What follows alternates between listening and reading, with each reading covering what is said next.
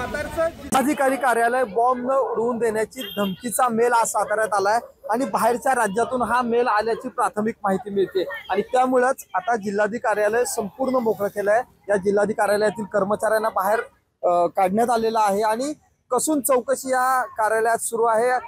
तपासणी सुरू आहे की असा कोणती घटना घडण्याची शक्यता आहे का, त्यासाठी पोलीस प्रशासन हजर झालेला आहे। त्याचबरोबर बॉम्ब स्क्वॉड हजर झालेला आहे।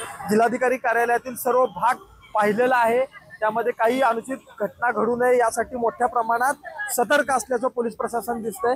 एकूणच आता जिल्हाधिकारी कार्यालयात कुणालाही प्रवेश दिला जात नाहीये, आतमध्ये जाण्यासाठी मनाई केली जाते। बाहेरच्या राज्यातून हा मेल आल्यानंतर साताऱ्यातील प्रशासनाने हा निर्णय घेतला आणि त्यानंतर आता जिल्हा प्रशासनाकडून जिल्हा पोलीस प्रशासनाकडून याबद्दलची तपासणी सुरू आहे। एकूण ही घटना जेव्हा कळली तेव्हापासून जिल्हाधिकारी कार्यालयातील सर्व कर्मचाऱ्यांना बाहेर काढण्यात आलंय आणि आता जिल्हाधिकारी कार्यालयामध्ये असं नेमकं काय आहे का हे पाहण्याचं काम पोलिसांकडून सुरू आहे। ओंकार कदम, साम टीव्ही न्यूज, सातारा। देश विदेशातील प्रत्येक घडामोडींचे लाईव्ह अपडेट मिळवण्यासाठी आता साम टीव्हीच्या सर्व सोशल मीडिया प्लॅटफॉर्मला लाईक, फॉलो आणि सबस्क्राईब करा। तसंच सर्व नोटिफिकेशनसाठी बेल आयकॉन प्रेस करायला विसरू नका।